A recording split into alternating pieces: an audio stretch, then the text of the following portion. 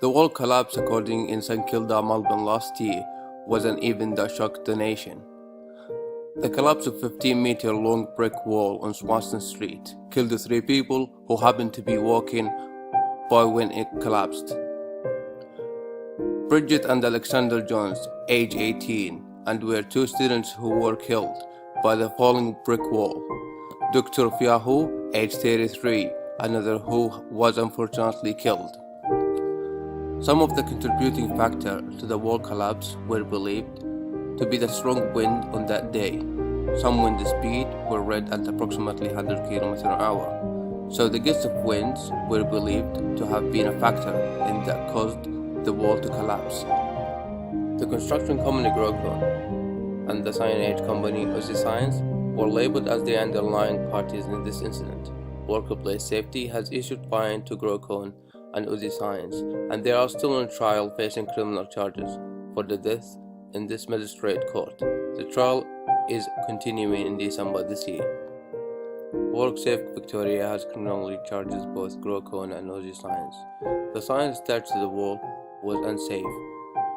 WorkSafe believes in these companies had followed Victoria's Occupational Health and Safety Act that event could have been prevented. The companies could be facing up to $9 million in fines if found guilty. The most likely outcome of this trial will be that Grocon and Aussie Science are found guilty, as they have clearly failed to follow basic guidelines for safety, and the result had led to 3 deaths. A few out of many protocols WorkSafe Victoria has alleged Grocon and Aussie Science failed to do is: 1 is fear the installation of the hoarding, getting an assessment by a structural engineer of the wall capacity, the safety bear the hoarding. 2 is obtaining a building permit for the hoarding.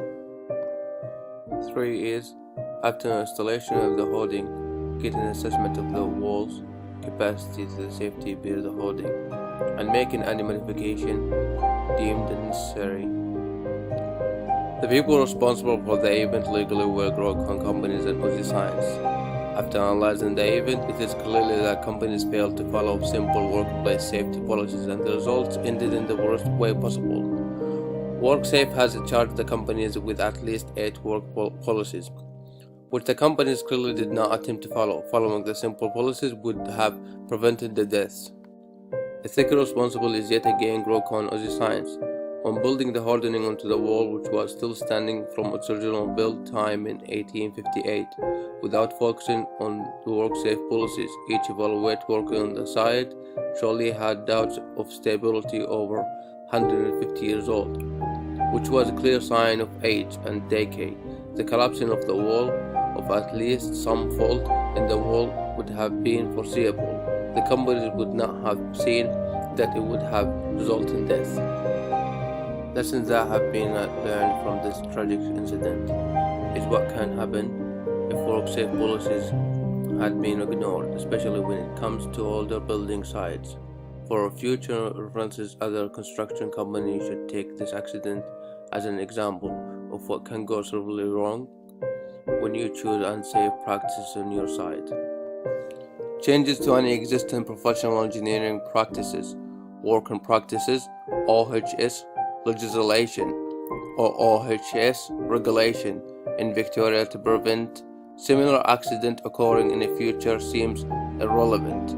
What needs to change is perhaps the way companies follow the guideline, like a WorkSafe officer overseeing sites to check guidelines have been followed properly.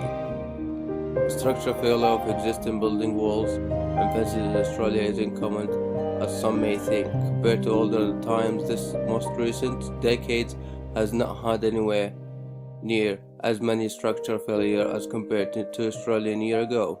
A major event in 1970 was collapsing of Westgate Bridge, which sure 35 lives. In 1977 was a collapsing of Granville Railway Bridge, which leads to 83 lives lost.